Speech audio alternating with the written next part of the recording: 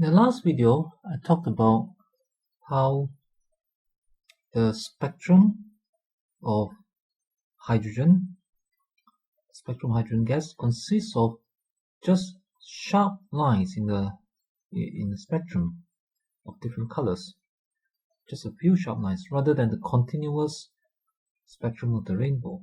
Now in this video, I'll talk about how a model of the atom was developed that can explain not only why this spectrum only have lines, but also accurately predicts, allow us to accurately calculate the values of the wavelengths.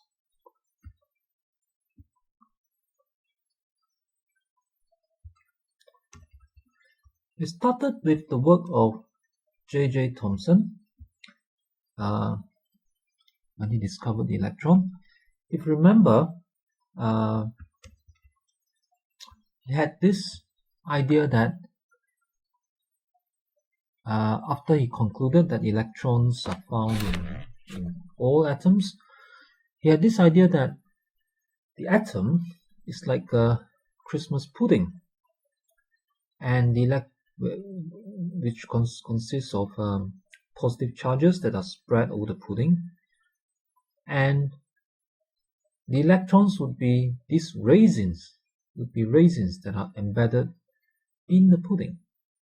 So that's the plum pudding model of the atom. Now some years later, about 10 years later, Ernest Rutherford, around 1911, he did an experiment. Now at that time, alpha particles were discovered. These were tiny particles, very energetic, very high speed. Not very much was understood about them at that time, but it doesn't really matter. Did not stop Rutherford from using them for experiments. And what he did was this.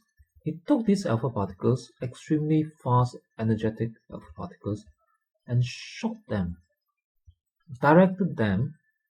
Well, the alpha particles would come out of come out of radioactive materials. He directed these alpha particles that came out from some radioactive substance at a gold foil. The reason why gold foil was used was because gold can be made very thin. And the idea was probably to see how much of the alpha particles would go through it. Well, as probably was expected, most of the alpha particles went through the gold foil. Now it's expected because partly because the gold foil was thin, and partly because at that time people kind of believed in, maybe to some extent at least, believed in Thomson's Christmas pudding, a plum pudding model. Or perhaps Rutherford wanted to check out the plum pudding model and see what happens when you shoot these alpha particles into the plum pudding of the atoms. But because the alpha particles were known to be very energetic, the picture that people might have in mind at that time was that if they shoot alpha particles at the atom, it would be like shooting a bullet at a Christmas pudding. Well, you would of course expect the bullet to go straight through the pudding, right? And imagine Rutherford's surprise when he found that some of the alpha particles bounced right back.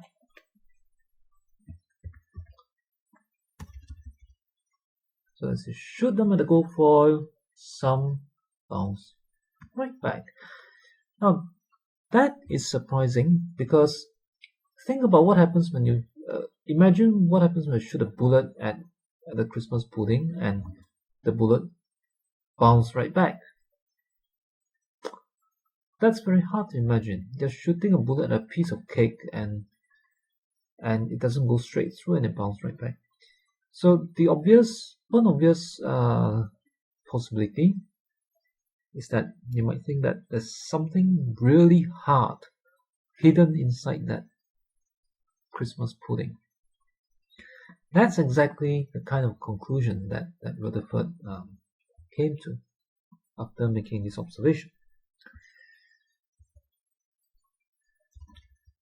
There are these positive charges in the Christmas pudding, spread out in the Christmas pudding, and with the raisins embedded among them. But then perhaps there is this nucleus, there's this something very hard at the center of the atom. Perhaps most of the mass is concentrated at the center of the atom so that it feels really hard to the alpha particle that hits the nucleus, and that's why some particles can bounce right back. But most of the atom might perhaps be just empty space with electrons, with tiny electrons going around it. Alright, and so you have this nucleus at the center. Most of the mass concentrated there. It feels just like something really hard to the alpha particles. So this picture of the atom is kind of more reasonable in the light of Rutherford's experiment. And this picture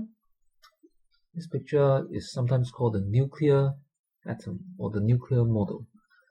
Nuclear in this case, it doesn't mean nuclear as in nuclear energy or atomic bomb, but nuclear as in that there's a lot of mass concentrated at the center of the atom. Okay, so that's the plum pudding.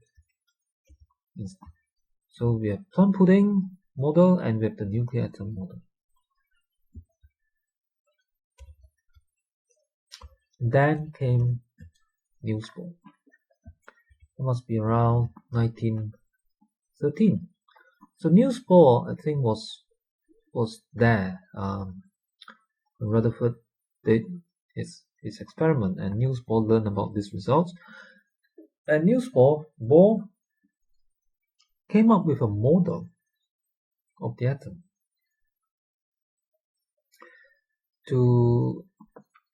that can explain some other observations.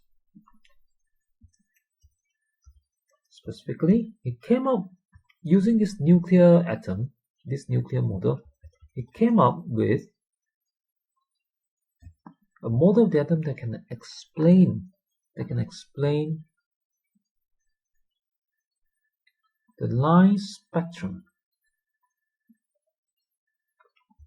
of the hydrogen gas, of the hydrogen atom. How did Bohr do it? Not just explain, but actually calculate the wavelengths very accurately. Well, what Bohr did was this. Okay, let's start with the hydrogen atom. Draw a picture of that. So we have this nucleus at the center, which is the proton. So we call it the proton today. And there is an electron, a very light electron going around the proton. The proton is positively charged, electron is negatively charged, and total charge is 0. The overall atom must be neutral. And the electron goes around the atom. Right.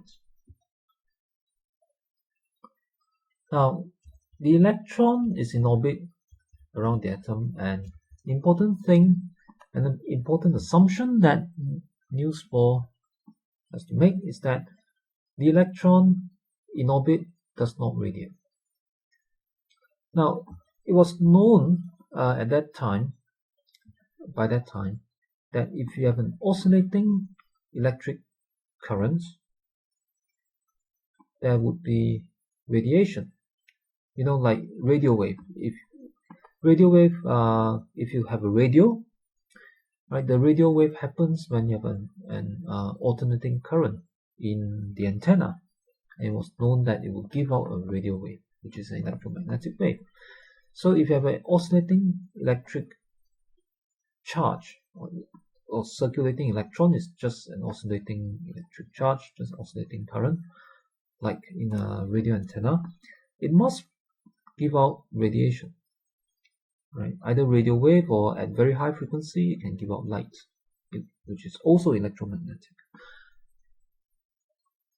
But that would be a problem for the atom, because if it gives out light,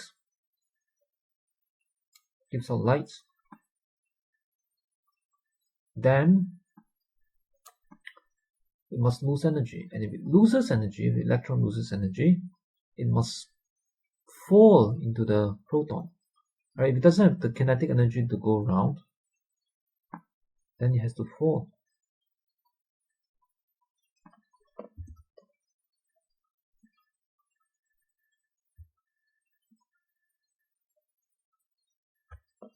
Right?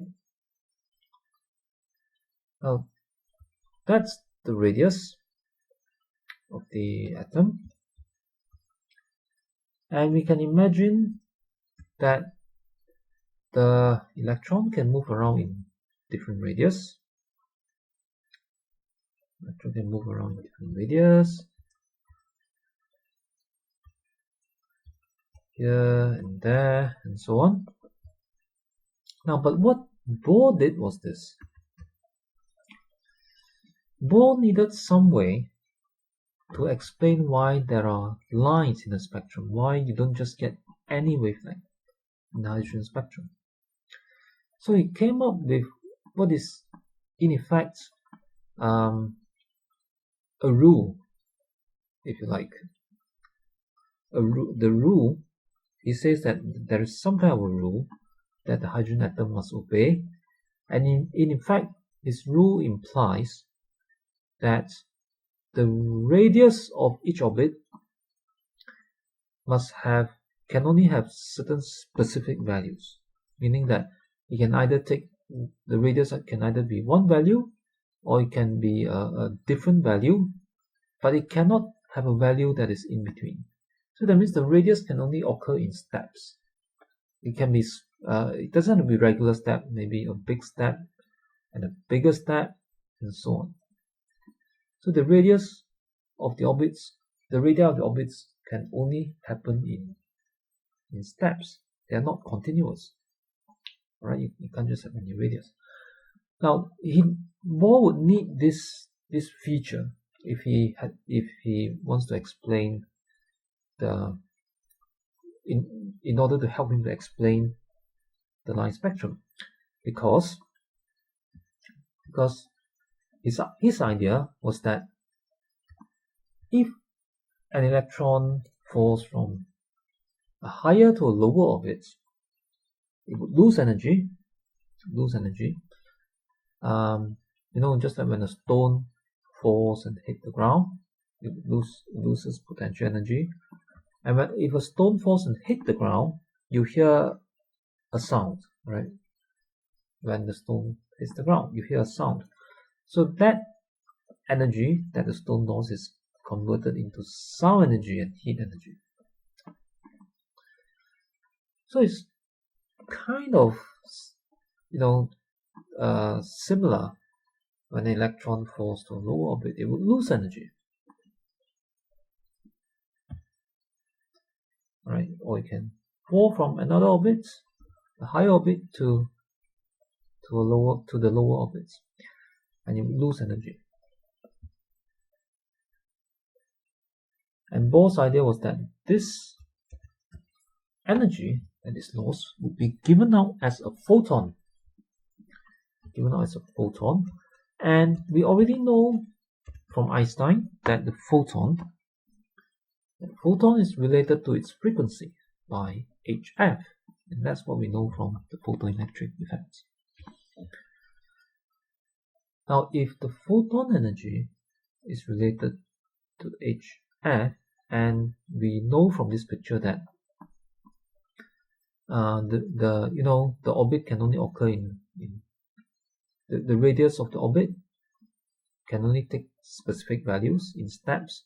This must also mean that the energy of the orbits also occur in steps. You can't have energies in between the values of the orbit energies. So this means that when the electron falls from a higher to a lower orbit, the photon energy that is emitted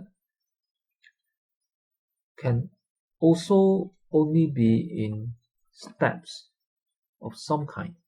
In other words, you can have this energy from this, we call it a transition, when it falls from higher to lower orbit, or you can have that energy, but you don't have any energy in between. In other words, you can have certain values of frequency, like maybe this frequency, this frequency, this frequency of the line spectrum, but you won't have any frequencies in between. And this feature must have been what Bohr needed in the hydrogen atom, so that he can explain, in order to help him explain the line spectrum of the hydrogen.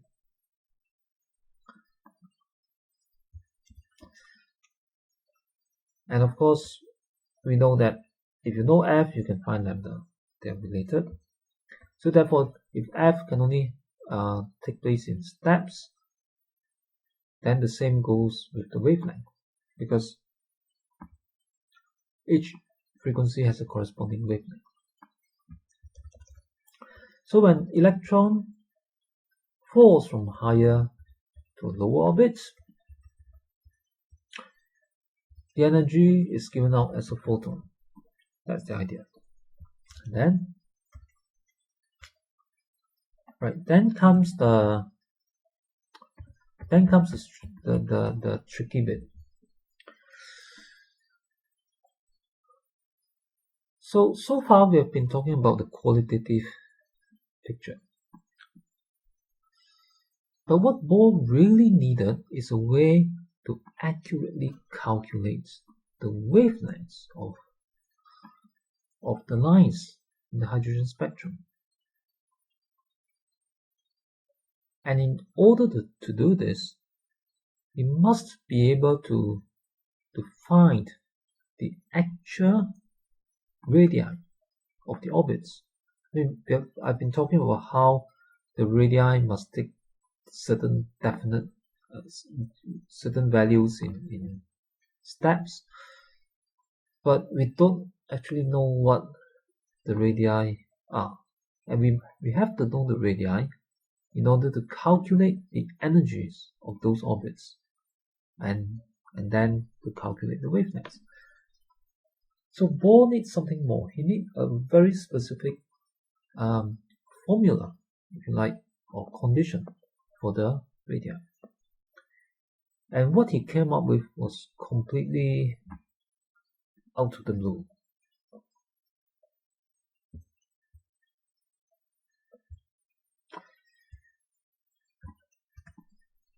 If you look at the momentum, right, mv, mass of the electron times the velocity, is the momentum of the electron in the orbit.